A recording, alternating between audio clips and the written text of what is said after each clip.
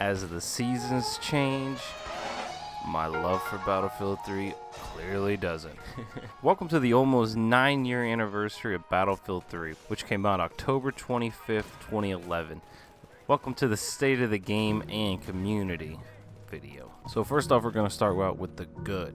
The good thing is Rush Mode is still an absolutely amazing experience that is unlike any other you'll get anywhere else and is unmatched, and continuing to leave me with the feeling that this is the greatest multiplayer first-person shooter experience of both this generation and last generation. Let's start with the good stuff. Let's start with the community. It's definitely died down tremendously, which is sad, but it's still got a sizable noob/newer player base, which is important because the noobs play the game a lot more fun than the 100 birds, server killer, pub stompers, use their overpowered weapon guys.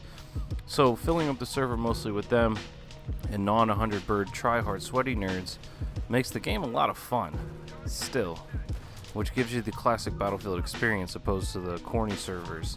Noobs play the game proper.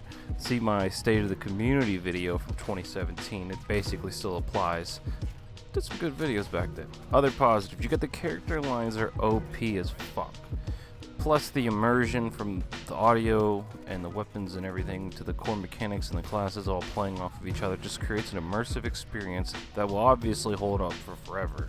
The wins are earned and are funnest when they are earned. You got absolutely amazing maps with amazing choke points. Side note, the 360 UI is still so much better than the Xbox Ones, it's just not even close. I came back around mid-July. I always seem to come back to Battlefield 3 every year or so. I get to come back with different and new friends to come play Battlefield 3 with for the first time, or the first time with me, like when I play with Uplift Cub and Tuchel26, and you get to see them experience Battlefield kind of the first time for themselves, but also experience it the right way in a good, proper Rush server, which is very rare to even find nowadays. And so they get to experience Battlefield the way I did, and so it leaves a positive impression on them, which is a good thing. I also always end up making new friends for the 360 to play Battlefield 3 with, and I usually get loyal server players, and I always try to thank them for joining the server and keeping it populated. I did a State of the Community back in 2017, and basically a lot of the stuff I said there still applies except the negative stuff, which we will get to now. So for the negatives, we've got basically only West Coast US servers exist. East US is basically dead. Europe has a server too during their peak hours, but that's about it. People who rent the servers, absolutely majority of them just do the corny TDM, nose hair canals, 500 tickets, or Conquest Metro, or Conquest Firestorm, and or bigger in the big corny maps too. So not a lot of variety, and it's a lot of the cliche Battlefield experiences you can play, none of the fresh ones, interesting, diverse ones. And as far as on the server issue, which is like good, bad, there's this Eleni guy who has a Conquest mostly server with DLC, but it's only got Gulf of Oman Conquest. There's no Strike at Karkin, no Sharkey Peninsula, and it also has Marquez Monolith Conquest, but again, no Azadi Palace and no Epicenter. And Telemarket, you can actually do Conquest Assault. So it's one map from two excellent DLCs. So the guy's server's like, 25%, good. Plus it's got a lot of shitty maps mixed in. You got horrible Armored Shield, horrible Pipeline, horrible Riverside, horrible fucking Tank Superiority, god no, horrible Death Valley, and it's just horrible big maps that are not fun to play. And when the map does get to Oman, the server starts to fill up, because guess what, that map's actually a lot of fun, people enjoy it. So it makes it kind of complicated. And I did end up playing in the server during Marquez Monolith Conquest, and that was amazing. That map was amazing. Playing in a server full of tryhards that know the map, know how to play, it was insane. And you'll see towards the end of the clip that we're running together around the map as like a little engineer squad going around the map together. Like, that's the shit you would see in Rush mode, but you see it in Conquest too, because people know what they're doing, which kind of makes Conquest iffy for me, because it's like Conquest 9 times out of 10 is horrible. But on this map, because I love this map, and it's just this whole DLC was excellent, and the community weren't morons, it makes for an excellent experience. You only have one real DLC server, but it's generic AF. And there even used to be more DLC options back in 2017, but as the player base have completely gotten gutted and died out, so did the variety and map selection. And that's what's really sad, is there's just no options in this. There's just the shitty options, like I said, and that's basically it. So when I got to come on and rent a server and do Rush, I was the only Rush server, so I actually boomed, which was the irony of like the capitalist joke, is like, is what they say. It's like, oh well, lack of competition makes you a monopoly. It was like, yeah, it was actually worked out well for me, cause since I was the only option, my server was popping. So there was some people trying to copy me, but they can't emulate your boy. So my server was just on another level compared to everything else. And also, I'm broke as fuck, and servers are still full price. Couple that with the fact that they're glitchy as fuck. They collapse, once a day, once every couple days.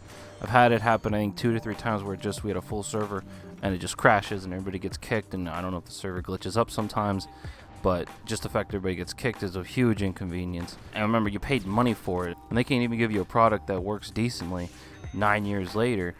That's not a good sign.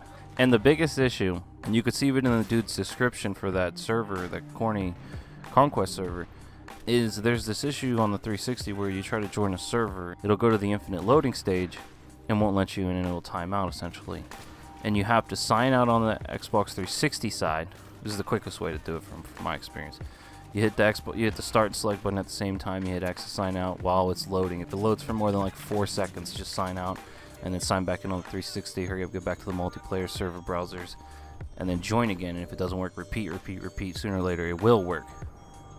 This is a lot of hassle just to play the goddamn game. You gotta rent a server in order to play fucking Rush. You gotta fucking dick around in order to fucking even get in the server. You gotta pray people have the patience to do all this to even join your server. You're banking on so much just to keep this game alive as it continues to fall apart. It's embarrassing. And this is the real problem with lineage and legacy of games like this, is there's no upkeep, but yet they continue to siphon money from the player base with no responsibility to keep the game, functioning. And it's really backwards. Again, I advocate for the money should go towards like a small group of developers, Battlefield, like those people that are making that one mod on PC that just looks amazing for Battlefield 3. Like, those people should be fun. They should be getting the money for the servers and all the access to all the assets and servers and all that shit. With some type of oversight by DICE, of course. And they should be upkeeping the game, fixing the servers from that glitchy issue, getting the money, fixing small stuff here and there, the upkeep stuff that goes wrong over time. But of course, that's not what happens. I have a closing take, but I just want to reemphasize the main important shit. Almost 9-year anniversary. Rush mode experience is still unmatched. Came back around mid-July and it's been absolutely amazing, and I'm glad I did.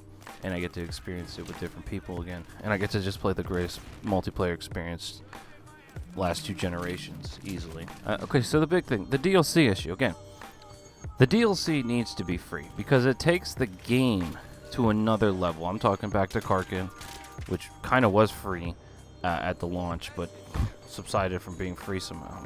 Don't even get me started. And Aftermath was absolutely amazing. And even Close Quarters Combat. Remember, the game's dying. Why isn't Close Quarters free? You need smaller player counts to play those. Oh yeah, that would be excellent though. But you don't have that. Also, making them free would also get the game a little hype, rejuvenate the population a little bit. And also, it's not worth the money if you pay for them because there's no servers running the maps except for one generic one. So there's few options, and like you get the assignments to unlock guns, but you can't even unlock the weapons because you need to do certain stuff in order to unlock the weapons. So you're basically paying money for content you'll never be able to unlock. So you're paying money for something you'll never get. What? Exactly. So the whole thing is just basically robbery. So Battlefield 3's current situation is dying, and it's extremely sad. The servers are collapsing. The financial structure around it is broken. You endlessly pump money into something that's clearly dying and decaying, and a population dying with no sign from EA or DICE to do anything to benefit the game. I don't know. It's not the optimistic note you want to go out on, but it is sadly the truth, and it's what needs to be stressed, is that the game's dying. Literally and figuratively, and fucking player count wise and server wise, and even rush mode wise. Other than my server, there's basically no options. We'll find out next time I get on to double check, of course, but that's the state of Battlefield 3. It still is one of the greatest it still is probably the greatest multiplayer experience of the last 2 generations of consoles, but it is completely hindered by time and EA's greed. You know, thanks for watching. Peace out. I'm talking like if we had infinite kush, right? When you smoke, would there be any left? And the answer is I don't fucking know. We'd like to find out though. But here's the big issues. And I'm not talking like small issues, I mean like big issues. Like I'm talking massive issues. I'm talking donut eating issues. Super donuts. I'm talking too many donuts to even count. That's a lot of donuts. And that's what you can strive for in life. Stupid. Oh. Now, not everybody has a lot of donuts. You know the sad thing, like, this commentary's in here somewhere. Someone's gonna have to edit it. Guess who that's gonna be?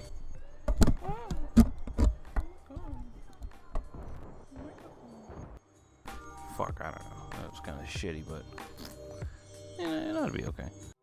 He keeps f***ing telling me you're broadcasting. It's getting annoying. Good. You need to know that I'm broadcasting.